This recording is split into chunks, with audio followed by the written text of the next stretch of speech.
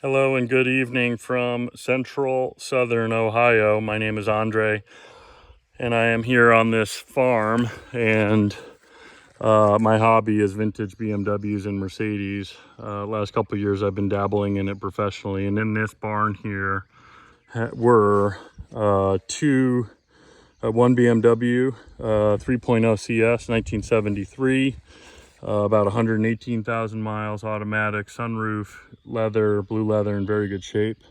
And then this 1969, I'm fairly certain, 6.3 300 SEL with a V8 and air ride suspension. They've both been sitting here since 1988 or so. They belong to a gentleman who, they belong still to a gentleman who owned a car dealership, and basically were part of his personal collection. He's now in his 80s, and they've just been sitting there all these years. So I was tasked with coming, pulling them out, cleaning them up, and getting them ready.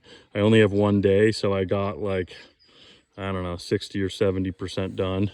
As you can see here, if you look carefully, there's still like a little bit of remnant dust and things like that. But I did kind of do a decent job of like cleaning and scrubbing the paint on it with just a sponge, no wax, anything like that, just so people can kind of see. So there's, some kind of remnant dirt and things like that. So let's start with this one. So this one has black leather. It has approximately 126,000 miles. Somebody was in the middle of rewiring or putting in a new radio. There were two little crappy speakers and things like that there. The leather's in really good shape. There are a couple cracks, but it's completely salvageable. It does smell a little bit moldy. Again, this is a barn in Ohio, so we just have to be really realistic about like what happens in the barn. And that's birds, with a lot of bird shit, and mouse droppings, and then moisture. So, it's a little bit kind of damp in here. This is the first time that this thing has been open in a long time. So the headliner definitely will need to be replaced. You can see a little bit of like micro surface rust here. But I was told this thing was running and driving. They would occasionally drive it, start it, move it until something like 10 years ago. And so both of these cars, the way I put them, this one, I guess they're both kind of in about the same shape. Like you can see, there's no real major rust, deep rust here. There is some here at the bottom of the doors. I did speak with one gentleman today who said that usually when that happens, it's kind of terminal. If you look at the rockers and things like that, they are, still intact. And I have one of these myself. I live in Utah, so we have a much drier climate. But you can see there's not really any major rot down there. So the way I would view this thing is kind of like a very slowly, terminally rusty 6.3 300 SEL that one can buy fairly cheap. Again, we were told it ran. It just needs a good cleaning, buffing, and you can probably use this thing as is. I'd put some serious money on it. You can see the quality of the paint. But that said, I mean, this is Ohio. There is moisture. Like if you look at the wheels here, there's some rust. The hubcaps, all that are intact. Both sides have, some level here, but it's very minimal and this side, the right side, both doors are in worse shape. The sills, again, are just fine. There's no rot. Like you can see, there's stuff here. I'm going to pull that up, but it's not rot. It's just rust. So all that could come out. There's same here. So all of this is fairly easy. I hardly got a chance to clean this, so you can kind of see all the crap in the back. But I'm just trying to get this video done before the sun sets. But you can see, interior there. I just might lightly rub this down.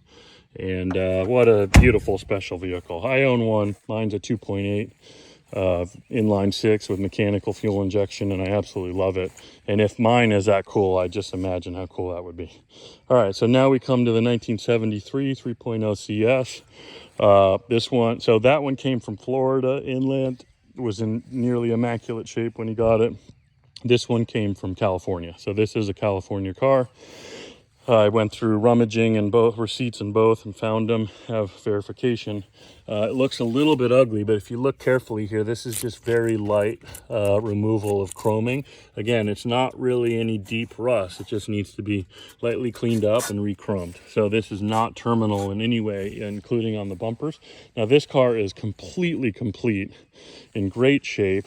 Has these wheels, the paint's in great shape. That's a little ding or scuff there. Another one here.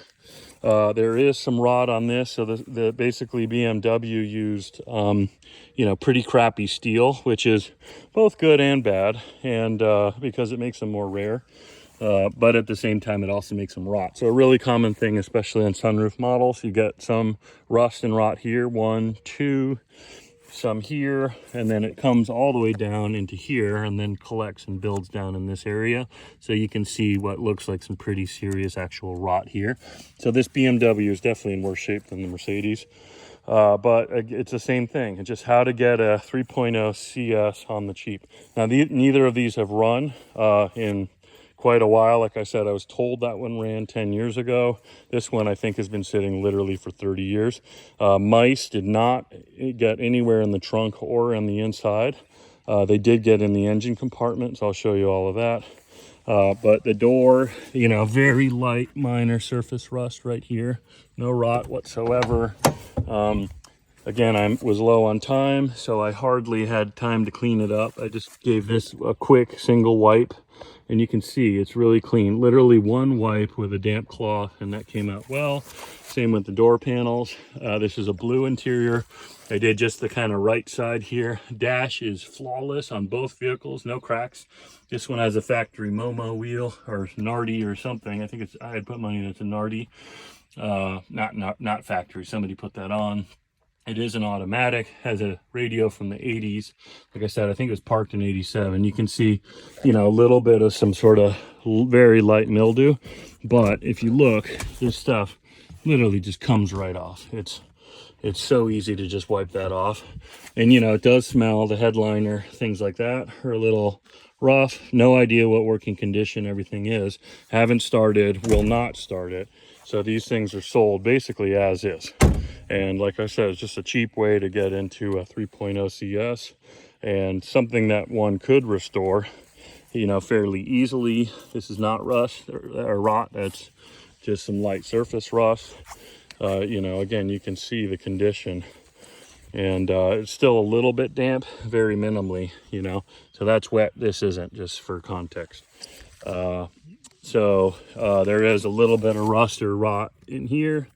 This side is actually in really good shape.